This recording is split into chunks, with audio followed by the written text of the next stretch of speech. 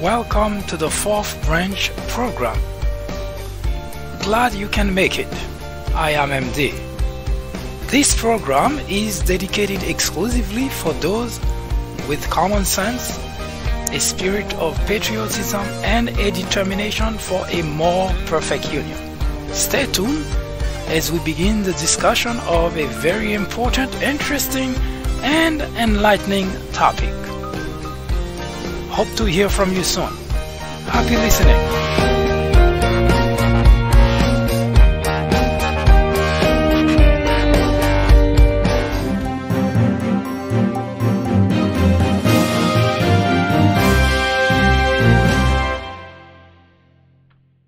Any man can make mistakes, but it is an idiot who persists in his errors. John F. Kennedy said that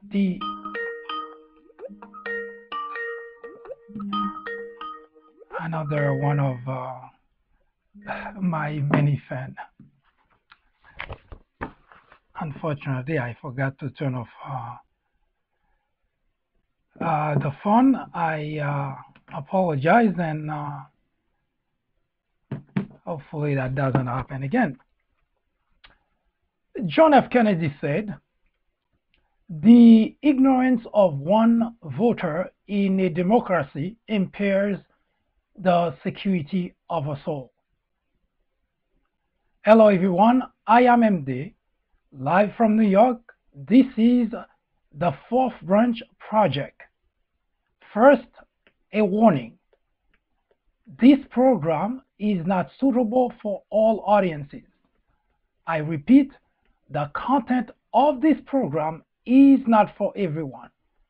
To find out if it's suitable to you, please answer the following two questions. Question number one, would you entrust your teenage daughter to a known rapist? Question number two, would you have a known pedophile cared for your toddler? Once again, question number one, would you entrust your teenage daughter to a known rapist? Question number two, would you have a known pedophile cared for your toddler?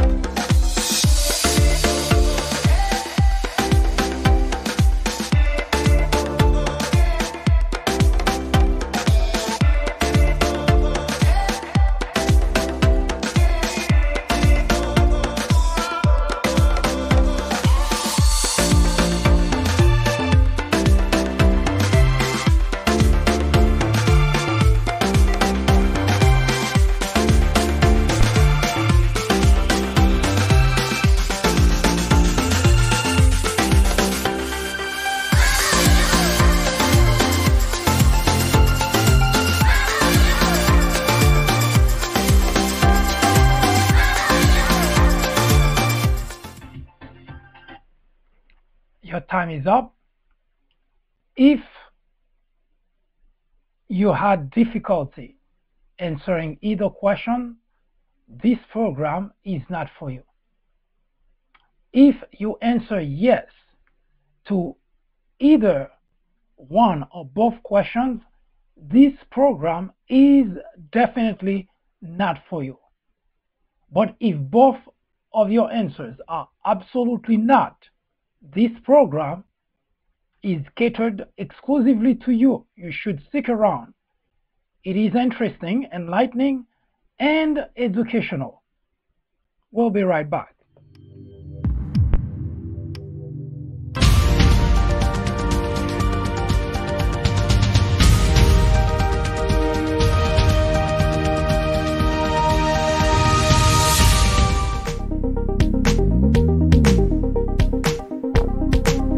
Join me here on the fourth branch at 10:30 a.m. and 6:30 p.m. every Saturday.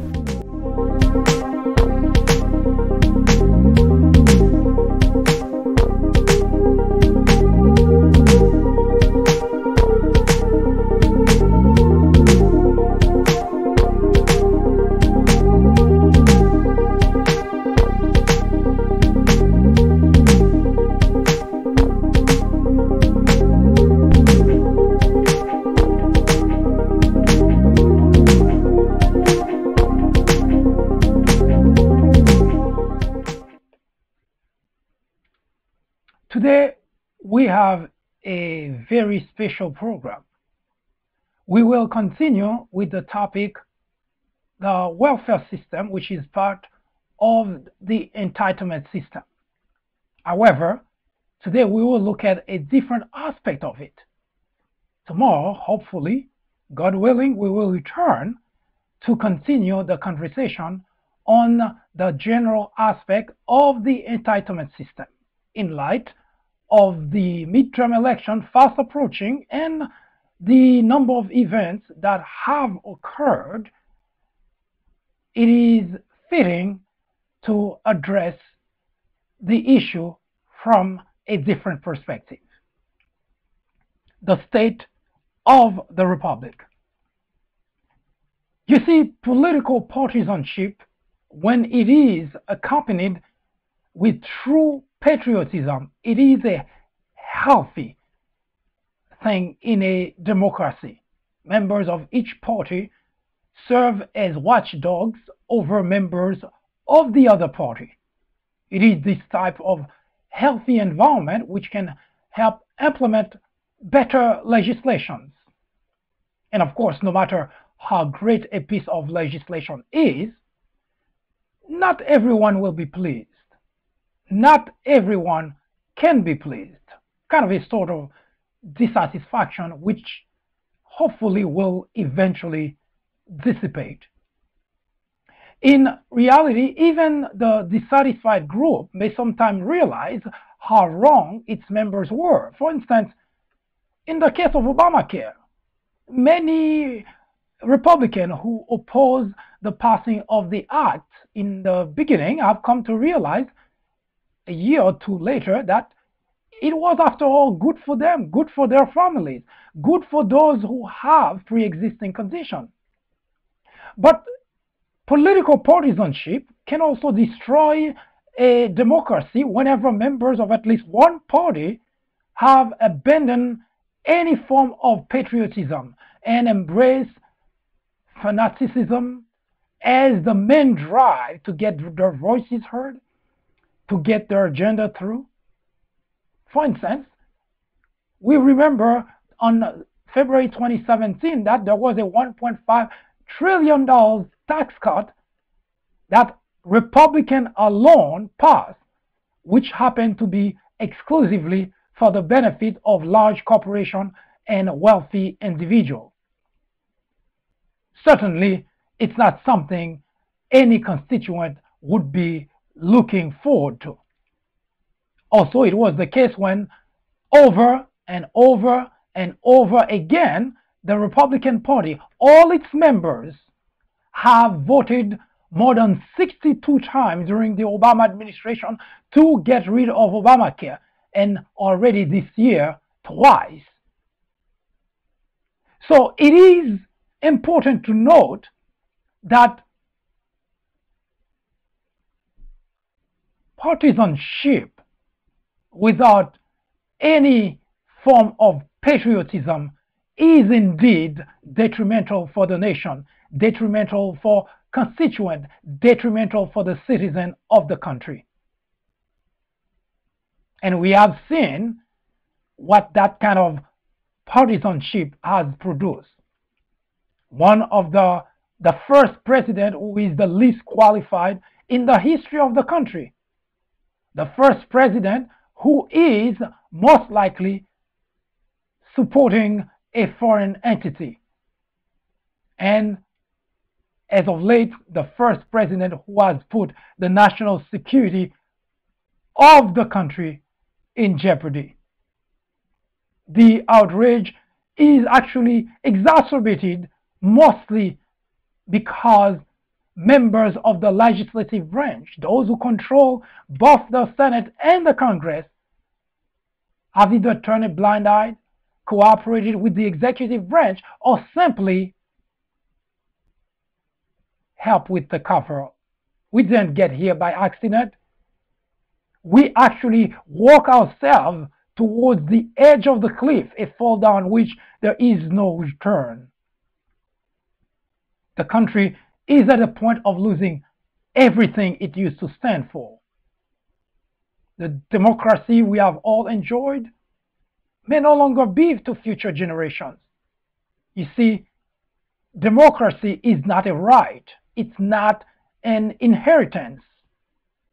It is an environment we are born into or we walked into, but we can easily lose it. The irony is that millions of Republicans, unsuspected, naive, gullible, ignorant, are working aggressively to undermine that very democracy they too have enjoyed. It is, in fact, an exhaustive exercise for those who understand where the country is at and try their best to reverse or to remedy to the problem. It is indeed very exhaustive. Maybe, just maybe, they too will throw the towel. And the country, as it's been for centuries, will probably no longer. It is time for we, the people, to take action. It is time.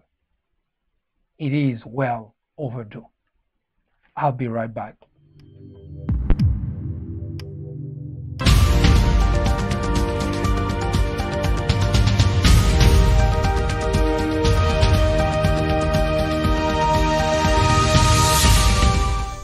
Ignorance, they say, is the biggest threat to any democracy. Indeed, it is. Plato, a Greek philosopher born in 427 BC, said that ignorance is the root and stem of all evil. Today, members in the Republican Party wear ignorance as a badge of honor, while the rest of the country watch powerless the destruction of a country which was once the envy of the world. The media is the enemy of the country, said Donald Trump. The Democrat legislators are obstructionists for not going along with everything the president wants. The Department of Justice is biased for investigating corruption in the Trump administration. This is the United States of America. Any question?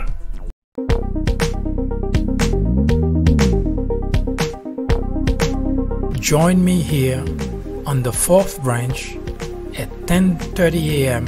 and 6:30 p.m. every Saturday.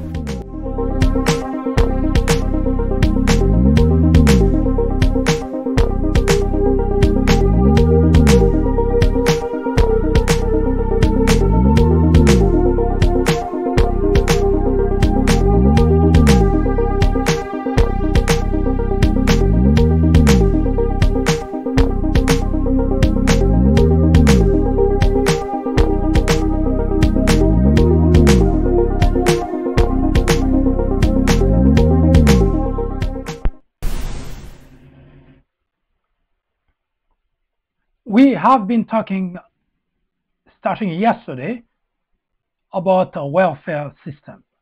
We started last Thursday to talk about the entitlement system. And this conversation was mostly triggered by an interview accorded to Bloomberg by the Senate Majority Leader Mitch McConnell, in which Mr. McConnell claimed that the growing national debt is a bipartisan problem, and he added that the way to fix that problem is to cut Social Security, Medicare, Medicaid, and in the welfare system. In other words, to cut the benefit for most of the individual in the nation. Now, we started the conversation because we took issue at that both sentences that Mr. McConnell made during that interview. First, he said it's a bipartisan problem. It is no secret to anyone that for the past couple of decades, in particular, the national debt has been growing extensively. In fact, most of the conversation that are brought to the surface, there is always a fight between Democrats and Republicans. Who is responsible for increasing the national debt the most? And we're here to kind of shed light over this matter once and for all, and to address the very issue we wish to proceed with today. It is true that the national debt has been growing. Every president, every administration, Democrat or Republican, the national debt has been growing continuously, consistently. But you have to take everything that you're looking at or that you hear in context. I already mentioned many times here that Republican legislators in particular, they trade in deception. They very rarely do politics. They use Machiavellian approaches in order to exploit the ignorance and the naiveness of their constituents. And this is not something said lightly, and I intend to demonstrate how Machiavellian those Republican legislators are. It is one thing to oppose a piece of legislation, or to oppose an act, or to be against anything. This is politics. In fact, it is good in any democracy because it helps to shed light. It helps in creating debates. And that, in a sense, is good for democracy. Now, back to Mitch McConnell. Mitch McConnell mentioned the growing national debt is a bipartisan problem. In a sense, what he was suggesting is during the Democrat administration, the debt grows, and during the Republican administration, the debt grows. True, but the statement was meant to deceive, not to explain. Because, yes, during the Obama administration, the debt did grow. During the Bush administration, the debt did grow. Wait a minute. Clinton left office with a surplus. What happened to that surplus? Clinton was a Democrat. When Bill Clinton left the Oval Office, he left the country with a surplus. Within a year of the Bush administration, the surplus was wiped out and the debt started to increase at a fast pace. When Obama took over, yes, Obama too, during his administration, had to increase the debt, had to add to the national debt. And once again, during the Trump administration, already in his second year, $2.2 trillion have been added to the national debt. But let's look at the details, shall we?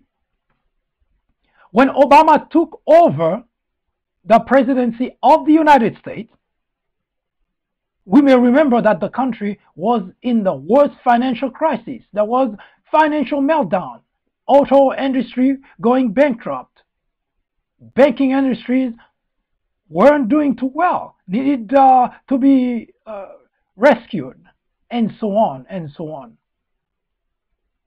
So there was no choice under the Obama administration.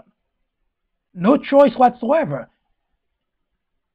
I've always taken the example that if the roof of your house is leaking, the boiler is gone, you have termite, and you have really problems with your property.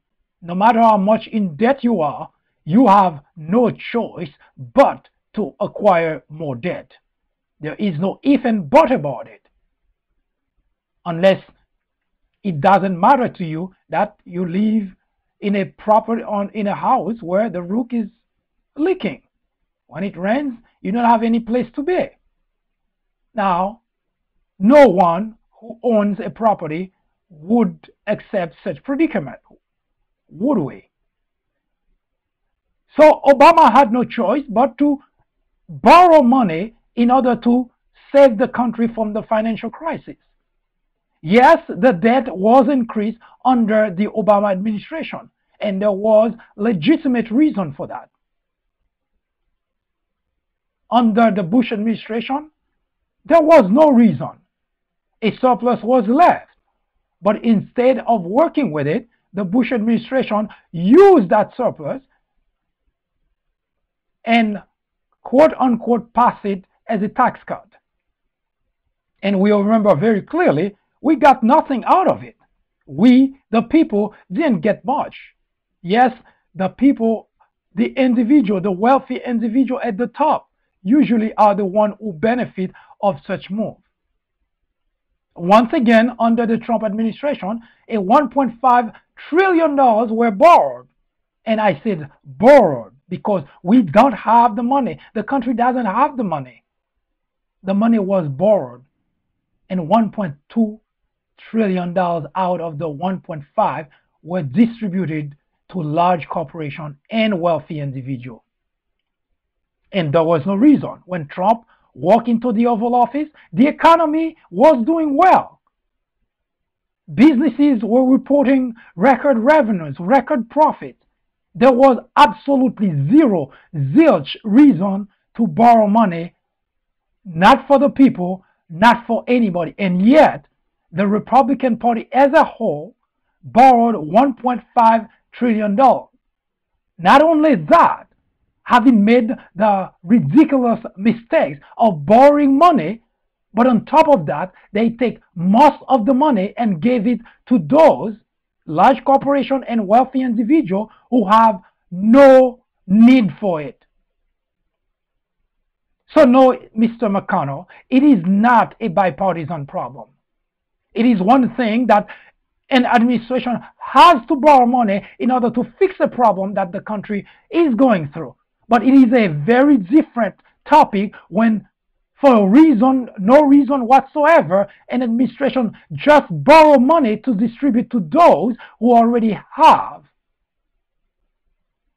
But what is even worse is the fact that we, the people, has the tax bill. Yes, there was a tax cut, and it was for the large corporation and wealthy individual. The tax bill is for the people. No, it is not a bipartisan problem. Of course, I understand that Republican constituents are very inclined to go along with the legislators. As I pointed out in the beginning of the program, any man can make mistakes, but it is an idiot who continues to persist in his error. Mitch McConnell, Orrin Hatch, Lindsey Graham, and the list goes on, have been in Washington for decades.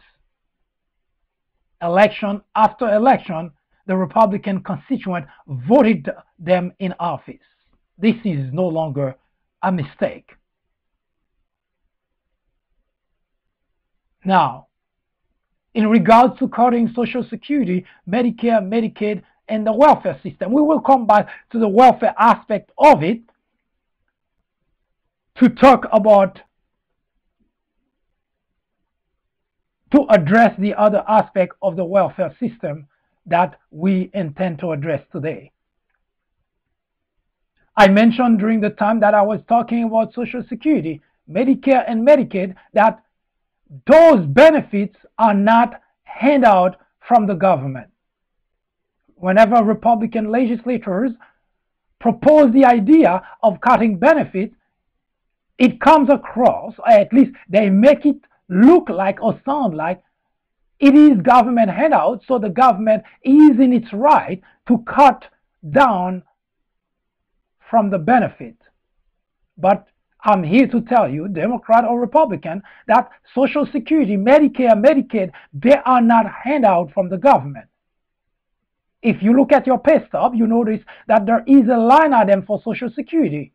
There is a line item for Medicare. And the reason for that is because we, the people, when we work, we pay into the system so that when we retire, when we can no longer work, when we get old, the system in return give us some of that back so that we can live at least a decent life.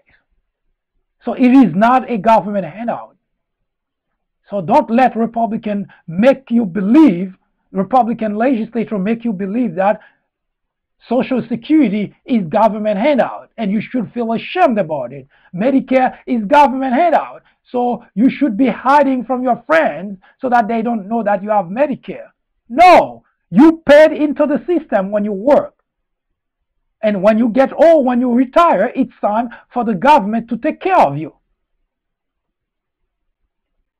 And there is nothing to be ashamed of. Now, Mitch McConnell proposed to cut Social Security, Medicare, and Medicaid, of course, the welfare system, because, again, he wants to convey the fact that it is a government handout. So if they're looking for a way to bring down the national debt, then why not cut down on those benefits? Now, if you cannot see the problem, then this program was not meant for you to begin with. As I mentioned at the top of the program, this program is not suitable for everyone. This program caters exclusively to those with common sense. Here is the problem with Mitch McConnell's proposition. One, he had no problem borrowing $1.5 trillion, give to those who already have, to large corporations who didn't ask for, to large corporations who are doing fine, who have been doing fine for quite some time. He didn't have any problem taking that money and give to them. But in return, he wants to cut on our Social Security and our Medicare in order to cover that problem. There is a lack of common sense here. When you vote when you vote your representative and send them to Washington, it is with the understanding that what they will be doing is for our benefit, for the benefit of the people.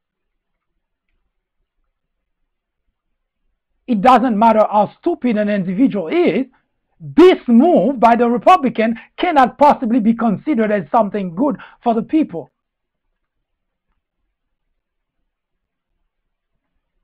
Mr. McConnell, Senate Majority Leader, borrowed $1.5 trillion. $1.5 trillion. Again, there was no reason whatsoever to do so, because the large corporation, they were doing fine. They were putting quarterly reports that shows revenue growing, profits is growing. You do not give to those who are already doing well. That doesn't make any logical sense. Who does that? So that's exactly what the Republicans did. The large portion, the blue portion on your screen, is the $1.2 trillion that went to large corporations and wealthy individuals. And the green part is what we, the people, get. That's why you may see on your pay stub a $40 increase or a $60 increase. That's what the green piece of pie is. The problem with Mitch McConnell's approach, a Republican in general, for reasons that are beyond logic, beyond understanding, they keep taking from we the people to give to those who already have plenty, and yet they send us a tax bill to pay for it. If you are a Republican and you keep voting those same people into office, you too are part of the problem. So it's not just pointing fingers at the other side, because love or hate Democrats, at the very least, they seem to be more concerned about community, society, the people, the country. Not that they don't take money from special interest group, not that they don't do things that are sometimes similar to what Republicans do, but at the very least, they tend to be more or less leaning towards making things, benefits that belong to the people, go to the people. It is madness for representatives, and it's all of them. There was not a single Republican legislator in Washington that voted against that tax bill. So all the Republican legislators you send to Washington to represent you, to do things that benefit you, they all voted on a tax cut for the wealthy individual, for the large corporation, and pass you a tax bill. In any language, that does not translate as someone who is working for you.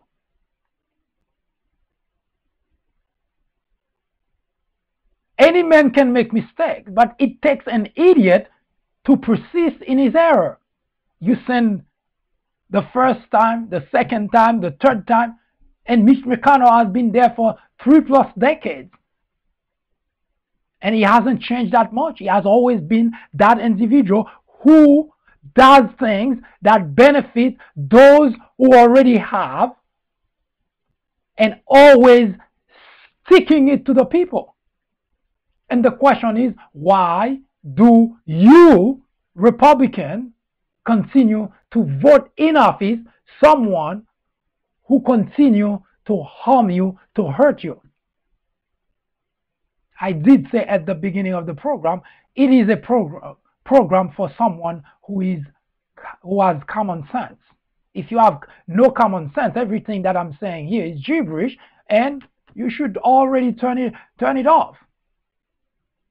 Because the conversation is not to attract one group over the other, but rather to explain the action that legislators take and how it impacts you, how it impacts the country.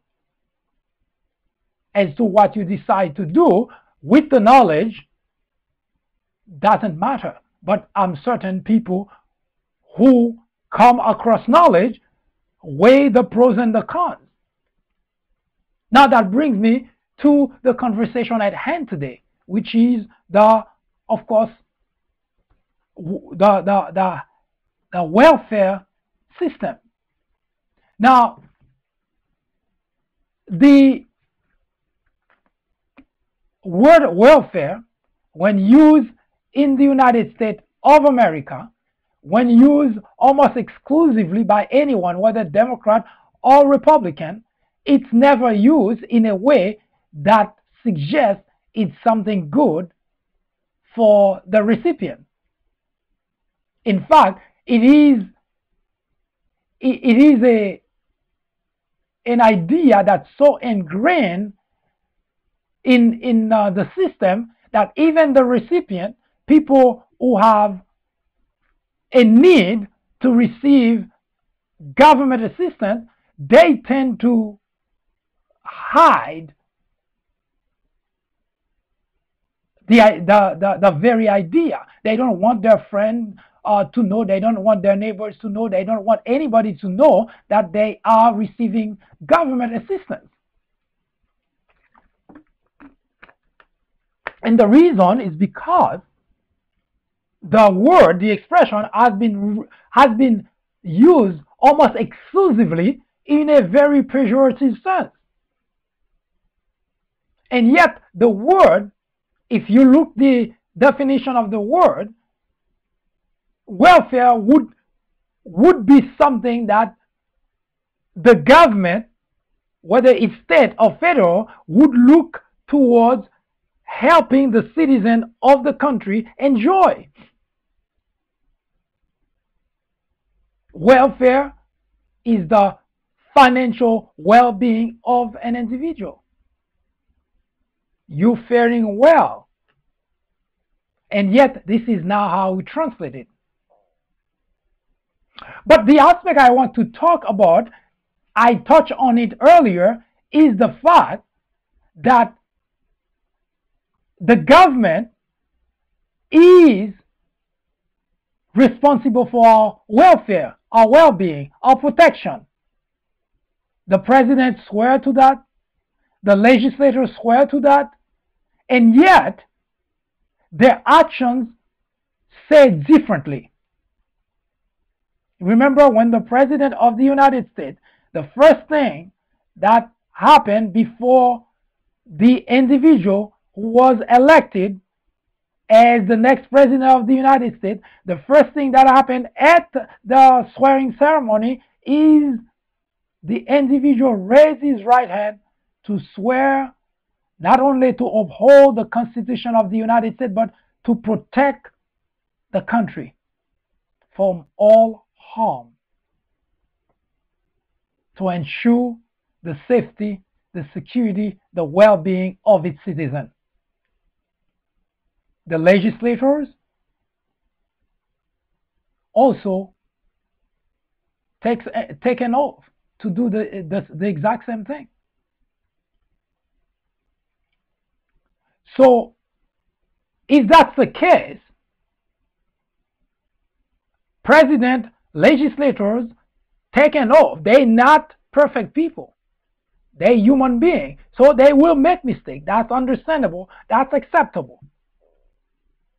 A mistake is something that you may not have necessarily understood, or it's something that you may have overlooked, or it's something that you were supposed to do but didn't do it right, or something you did but didn't do it right. It's a mistake. But a mistake can only or should only happen once. When you keep doing the same thing and it's calculated, the same thing over and over and over again, it is no longer in the realm of mistakes. That's why when someone commits a murder, sometimes it looks it was planned, like in the case of the Saudi journalist Jamal Khashoggi. It was pre-planned.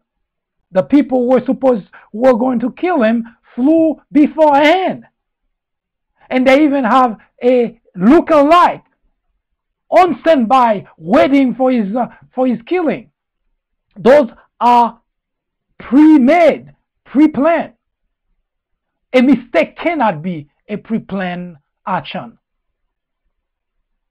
So we know that the $1.5 trillion tax cut for the wealthy, for the large corporation, was not a mistake.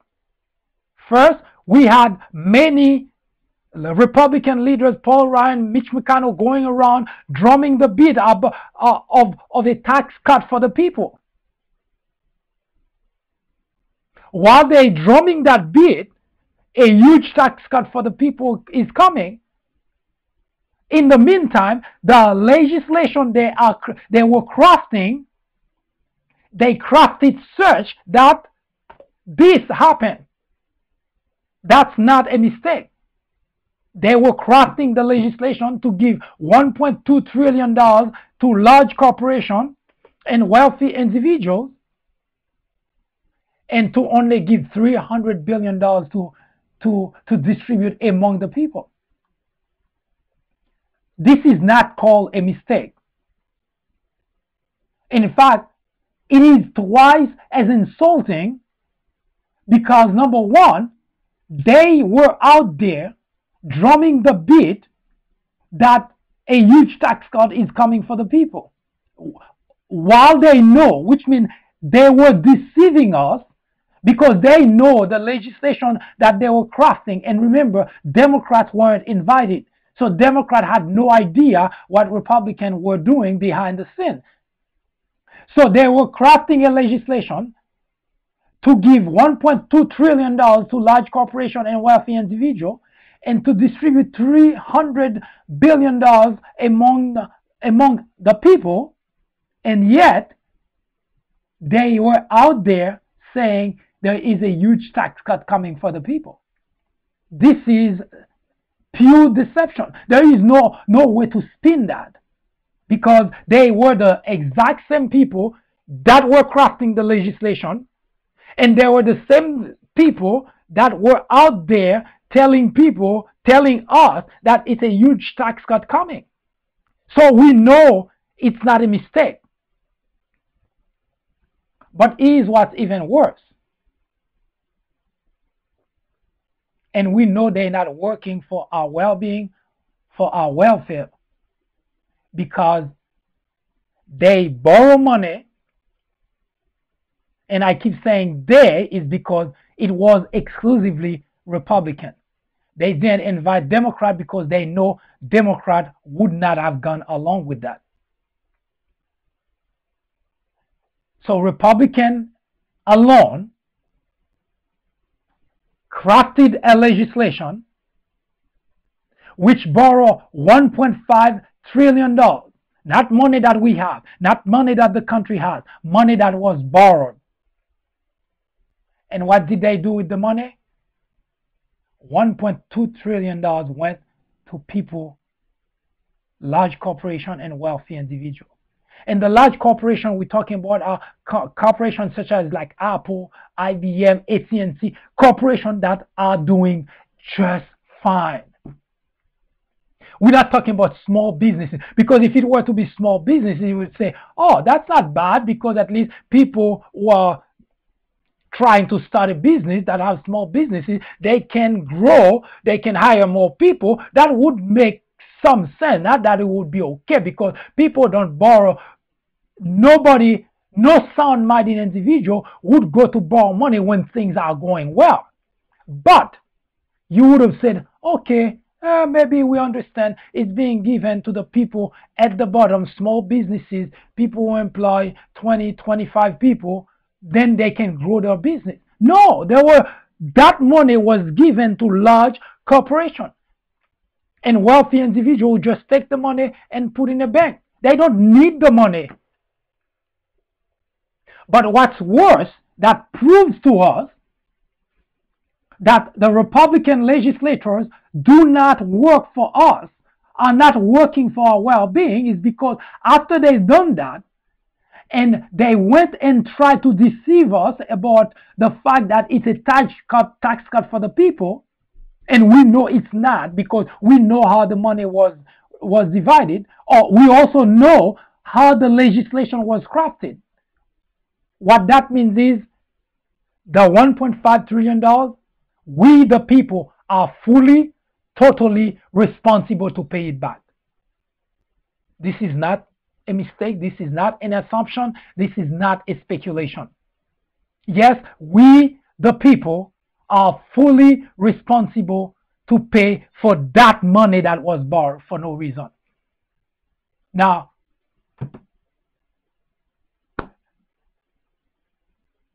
if you are a Republican and you are supporting those legislators, and they've been doing that not just today, they've been doing that over and over and over, then you are also part of the problem the country is confronting.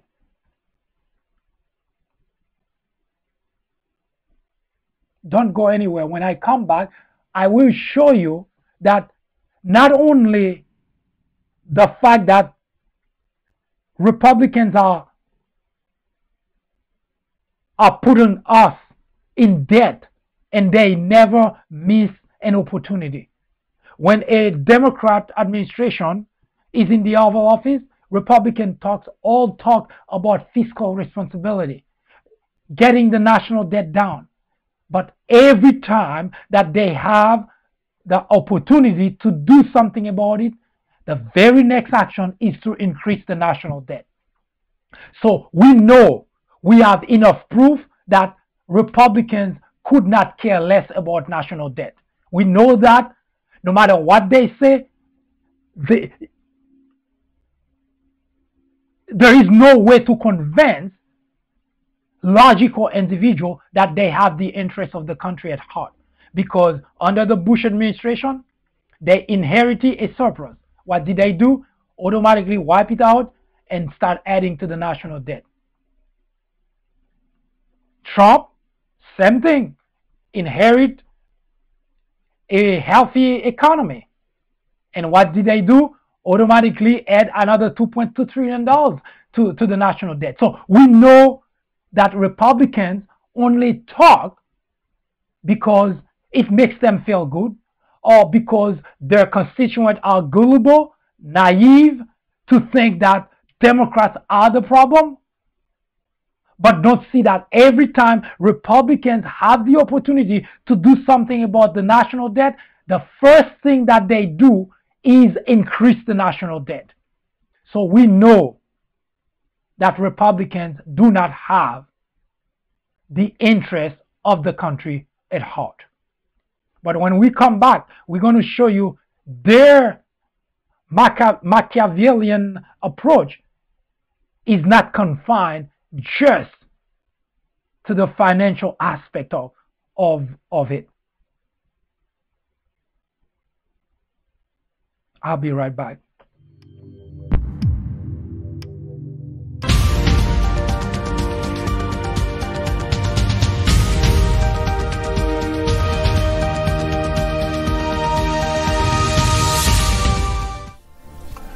In 1996, a small network by the name of Fox News was launched with just 17 million viewers.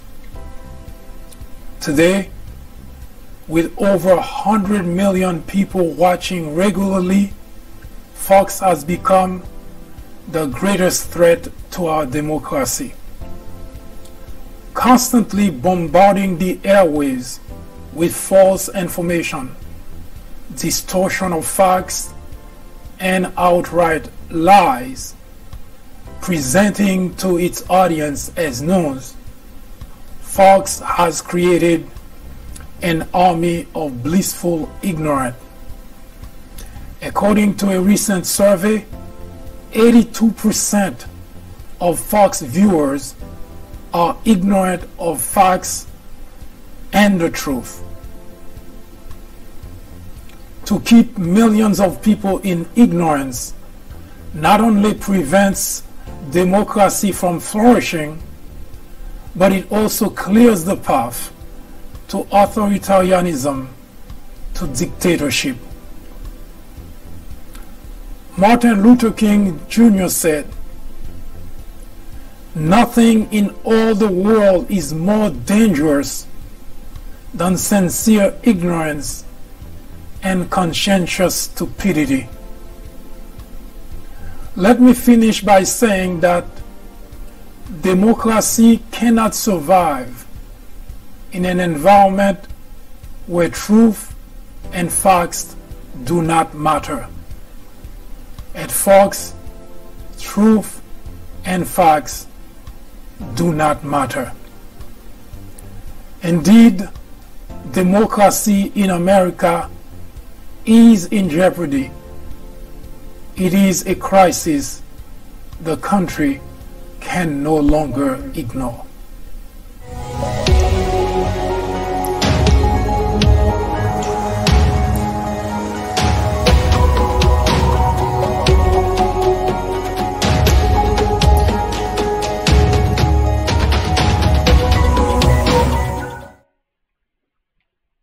Hello again. We are talking about the welfare of our nation, the welfare of the constituents.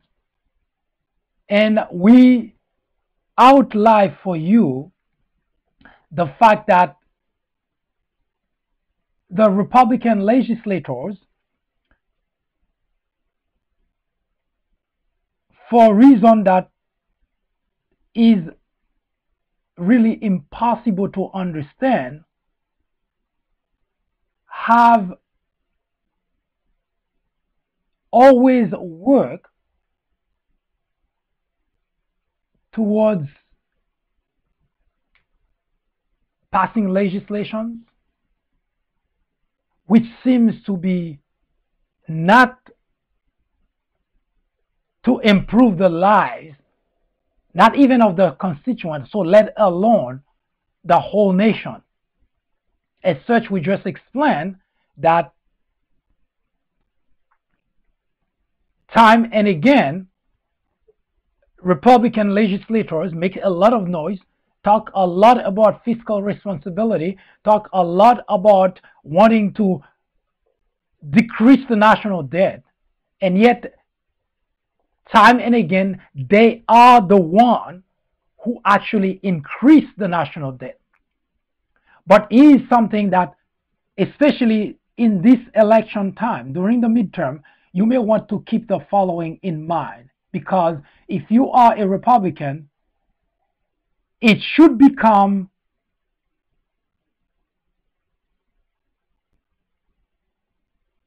I always have a very difficult time understanding the concept of always vote a specific party. And the reason I say that is because we are human beings, we're not robots. And from one generation to the next, and not even a generation, sometimes from a year or two, the situation, our situation, whether it's financial, health, and so on, have changed, which means our needs have changed. Now, the very point of having representative, and the word says it all, representative, is since we all, the whole nation, cannot gather to discuss topics or subject of issues that the country confronts. So from each state, we elect representatives to take those views back to Washington and discuss it among their other colleagues and try to come up with some sort of compromise. Because, as mentioned at the top of the program, no matter what's done, no matter what piece of legislation is crafted, it cannot really please everybody. But the way that our democratic system works, at least the majority, the voice of the majority, supposed to be taken into consideration. But in the United States, the Republican legislative body, since 2010, Republicans have been in control of both Congress and the Senate, and everything that they have done up to this point have been against the majority. Yes, there is always going to be a group that like what they do. For God's sake, Adolf Hitler had fans. Saddam Hussein had fans. The dictators, they do have fans, they do have people who support them. So that's not the point. But the majority, that's why in a democratic system, it's the majority that matters. So if you are in the minority for a particular topic, a particular legislation, yes, it's understandable you're not going to be happy, but you should actually be pleased that the system is working. Because that's how a democratic system is supposed to work. And if it doesn't work that way, now if you're in the minority and you see it doesn't work that way, certainly you will like the idea that you get what you want, but you should also be concerned. Because in a system of democracy, it doesn't work that way. And the reason, if you're a majority, if you're a minority, you may like it is because you may think that you will always be in those shoes will always be in your feet. But it doesn't work that way, because sooner or later, then the shoes will be in someone else's feet. So how would you like it then? That's why in a system of democracy, even if you don't get what you would like to have, but if you're in the minority and you see that the majority is getting what the majority asked for, then you should be pleased.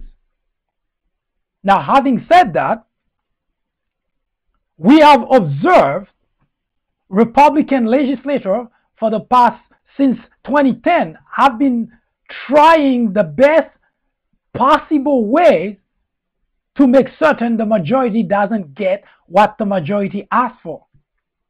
And the two most recent examples are right there with us. February 2017, the Republican legislators, Republican exclusively, passed a $1.5 trillion tax cut for the wealthy and the large corporation against the will of the majority. The majority of the people in the country, 60%, said no to that. That's example number one. Example number two, the Republican exclusively voted Brett Kavanaugh to the Supreme Court. The majority of the people didn't want Kavanaugh on the Supreme Court.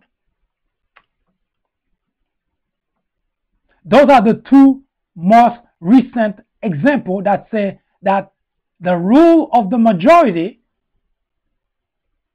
seems to be out of the window. And that should concern you if you are an American citizen, if you are a patriot. That should be of grave concern, because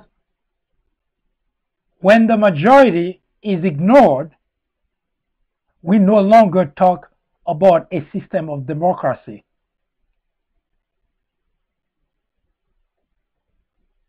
Now, as far as the welfare of the constituent,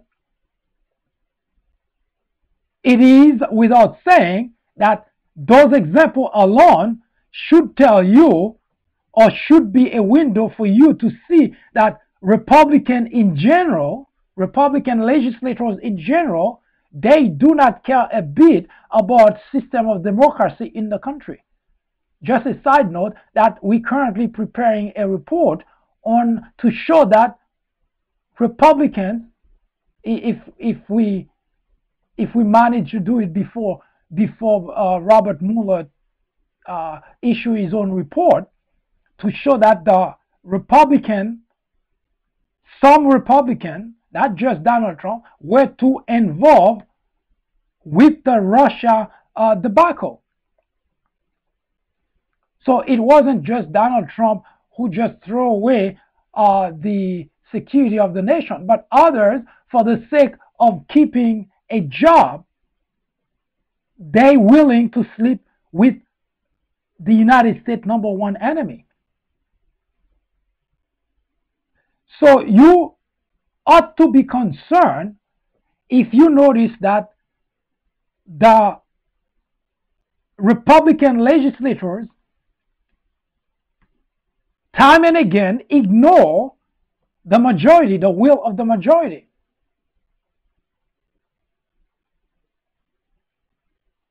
Because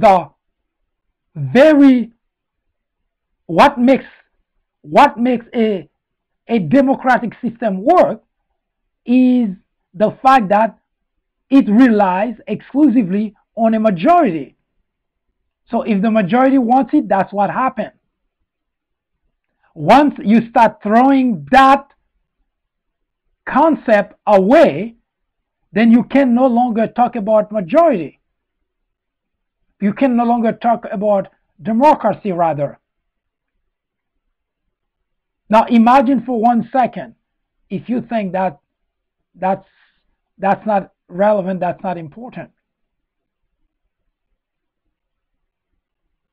Imagine for 1 second that for the next 8 years, you are in the majority, but the minority is the one that's making things happen. Pass legislation, the majority doesn't like. Laws, majority doesn't like, and so on and so forth. How would you like that? Now, we will come back shortly to talk about one very important aspect that's relevant for this midterm election, because it is front and center, and you should pay attention to that, because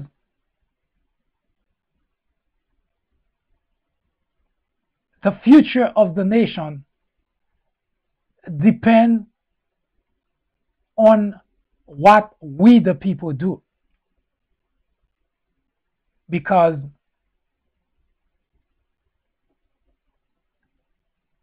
if we drop the ball, legislators are politicians. As long as they have a job, you keep sending them to Washington, they couldn't care less. So pay close attention. We'll be right back.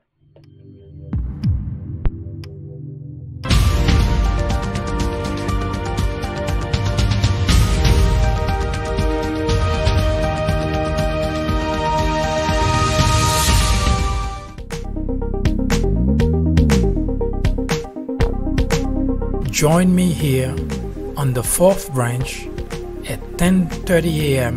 and 6:30 p.m. every Saturday.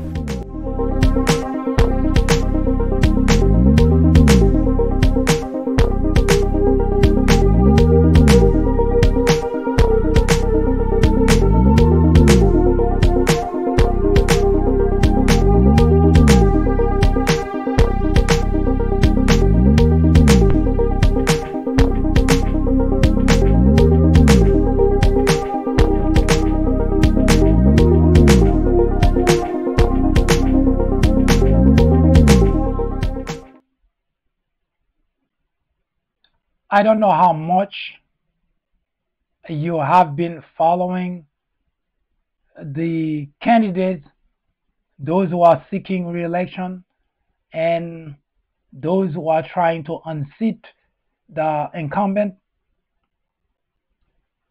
If you have not been paying attention, it is time to pay attention. There are a few Republicans seeking re-election who have been drumming the beat of protecting those who have pre-existing conditions, healthcare. And you're looking at their ad, it's almost as if they've always been on board all along. When Obamacare was passed in 2010, there were 3 major provisions in the act that even if you didn't like Obama himself, you hate black people, so Obama black, you couldn't stand him. Even if that were to be the case, there were 3 very special provisions in the Healthcare Act that Republican legislators, if they were working for you, if they were working on your behalf, would have embraced and promoted. 1, the pre-existing condition. Now, if you've never been sick, you're a young person, or you have great health, it's not something that crosses your mind, because we always think of ourselves as invincible until, of course, we fall sick. Now, pre-existing condition, what that particular provision in the act says, that if you, someone you know, suffers of an illness, whether it's AIDS, diabetes, cancer, whatever that illness is, and it's at the time that you're seeking to get health care coverage. Now, before Obamacare, you may not remember that because it's been so long, but before Obamacare, you could not possibly get coverage if you already have an illness, especially those type of illnesses. Now, what may even be surprising to you is to find out that a pregnant woman was also considered someone with pre-existing condition. That's a different story I'm not going to get into, but I want you to understand why we know that your Republican legislators are not working for you. Now, even if they say that they want to preserve pre-existing condition, I personally believe it's a ploy so that they can get your vote. And here's the reason I say that. They're not stupid people. They were elected to represent you, a whole state, to represent people in that state. And yet, that provision was part of the Healthcare Act, the one I just explained to you. There was also another provision. Now, under previous healthcare coverage, a parent could only cover their child up to 21 years old, and only if the child was in school. Now, under Obamacare, those parents could cover the children until they turn 26. That's a big break, a huge break. That children still have health care while looking for a job, while trying to settle in. And number three, which also was a major provision, was to prevent health insurance company from putting a cap on treatment. What does that mean? It means, for instance, if you getting treatment for cancer or any illness, the insurance company, even if you manage to get coverage, what the insurance company used to do before Obamacare, they used to put a cap onto how much money they will cover you. For instance, some will put up to $1 million. While $1 million may sound like a lot of money, but if you suffer of an illness like cancer, $1 million disappear like this for treatment.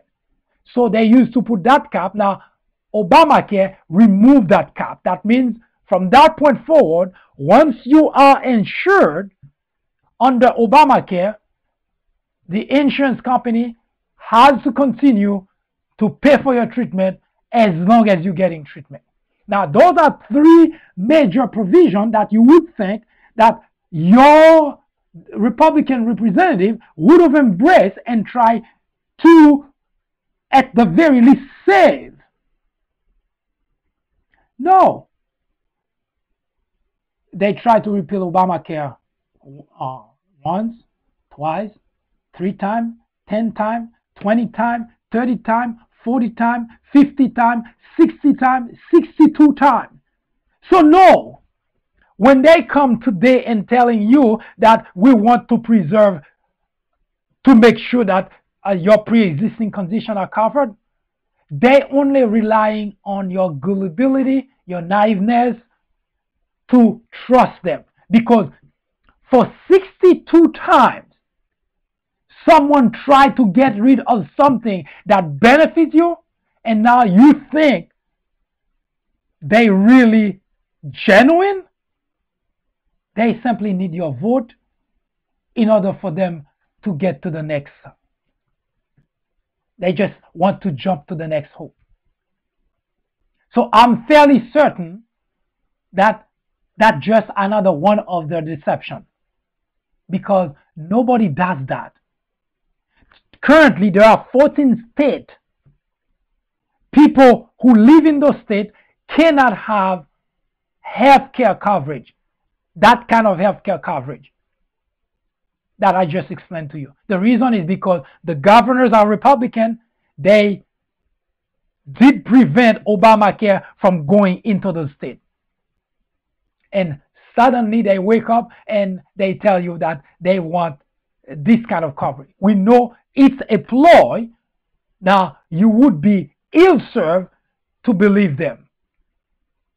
Because after trying 62 times to get rid of something that benefits you, that benefits constituents, 20 million people, you got to be really stupid to believe that they really want to do that for you. So pay close attention to that, because any Republican legislator that's up for re-election that's telling you today that they're going to have pre-existing condition covered, I guarantee you it's a deception. Because no sound-minded individual who's been watching Republican, even this year, they already tried twice. Had it not been for John McCain, former senator from Arizona, who passed a couple of months ago, had it not been for John McCain, they would have repealed that health care. So no, those Republicans, they are master of deception. And that's all they're doing. They're not going to preserve anything for you. Now, if you want to believe them, continue to be deceived. Just this year, this administration alone, under Donald Trump, they already tried twice. And the interview that Mitch McConnell gave to Bloomberg just a week ago, he said that if they keep the Senate, that's not me saying that, Mitch McConnell, if they keep the Senate, they're going to try again to repeal Obamacare. So no, they're not interested in keeping those things. They simply need your vote so that they can keep their position. So now they know it's not going to be another couple of years, and they're going to repeal Obamacare. So it's a warning to you who's been watching those developments going on.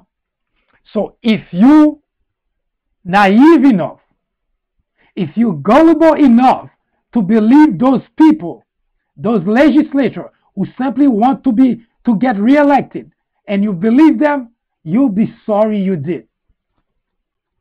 Especially if you or a member of your family currently is being is being treated under the Healthcare Act known as Obamacare, and you believe any of those legislators who tell you that they're going to preserve pre-existing condition, I guarantee you, you better start preparing for death, because those legislators, Republican legislators, they trade in deception only. And this is not a speculation. We have plenty of proof. So your well-being, your welfare is not something of interest to them. So don't get taken by the so-called Republican who seem to have suddenly seen the light. No, it's just a ploy. Mitch McConnell is the Senate Majority Leader. He gave an interview a few days ago and he said, if we keep the Senate, we are going to try to repeal Obamacare. That's Mitch McConnell. He said that. So the idea that you're hearing those Republican legislator, congressmen, governor telling you that they're going to preserve pre-existing condition, just a lie, a ploy, another deception from the Republicans. Mitch McConnell said, if we keep the Senate, we are going to try to repeal Obamacare again. And you see, every time Mitch McConnell decides to do something, as bad as it is for the people, he go ahead and does it anyway. So don't get fooled by the Republican legislator who promised to do those things, because since 2010 to 2018, for 8 years, 8 consecutive years, they've been trying to repeal Obamacare. And you think suddenly they see the light? No. They are taking you, the Republican constituent, for fools. You know the proverb that says, the saying that goes, fool me once, shame on you. Fool me twice, shame on me. Well, Republican legislators have been fooling you for quite some time now.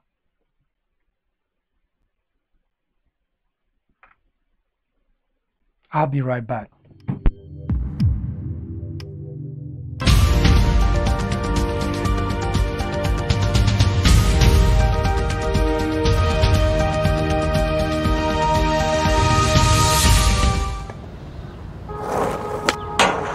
If people say your dreams are crazy,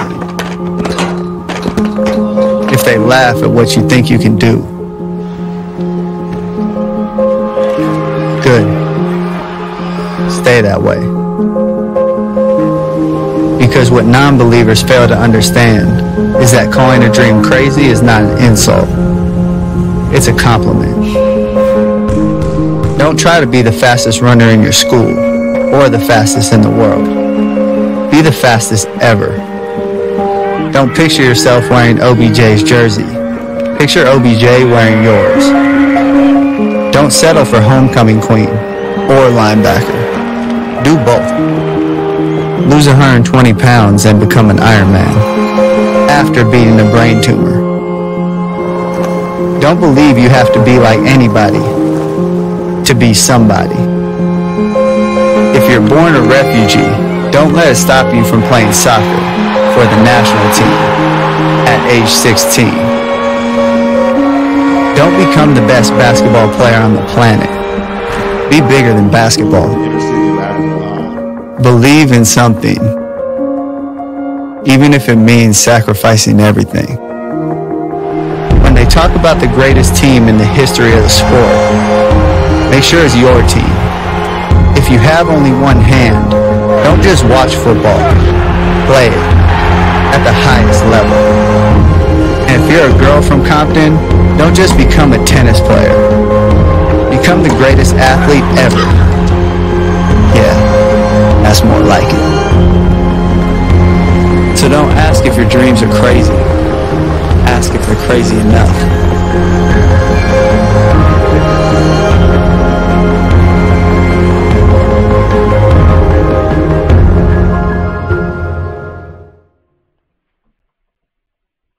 You see, the country is not divided between Democrats and Republicans. That's what the legislators want it to be. That's why they lie to you. They incite you. They arouse your emotions. They want you to hate the other side, to hate your colleague, to hate your neighbor. They rely exclusively on your emotion. The country is not divided as such. It is rather between those who seek knowledge and those who choose to stay and live in ignorance. You see, the country is not divided between Democrats and Republicans. The country is divided between those who seek wisdom and the truth and those who promote and enjoy falsehoods. Those who make use of their brains and those who have simply outsourced theirs. The country, the United States of America, is in dire need of a leader who knows the way, who shows the way, and who is willing to go all the way.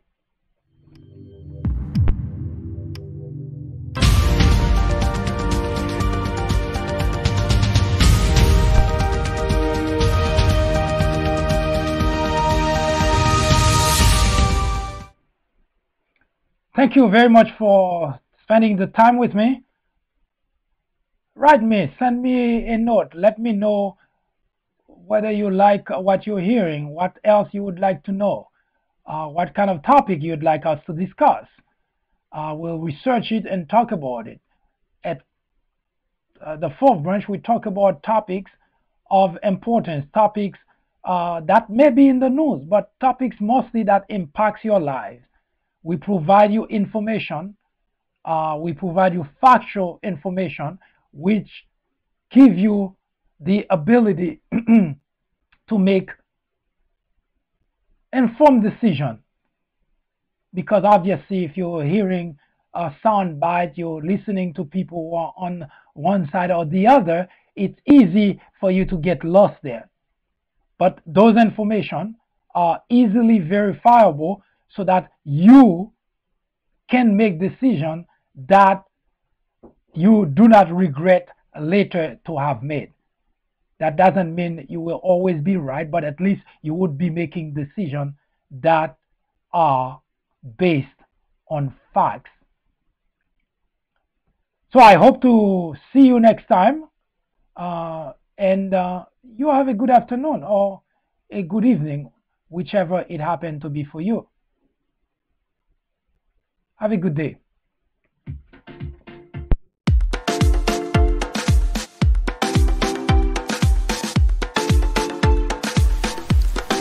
The Fourth Branch Podcast is brought to you in collaboration with the People Branch publication, which can be found on the People Branch website, located at peoplebranch.org. That's peoplebranch.org. That's peoplebranch.org website, in which you will find a number of very interesting articles. My name is Mike Duchesne, MD for short. I hope you have a great afternoon or a great evening, whichever it happens to be. Hopefully you can join me again next time for another interesting episode of this podcast. That was the Fourth Branch, live from New York. Good day.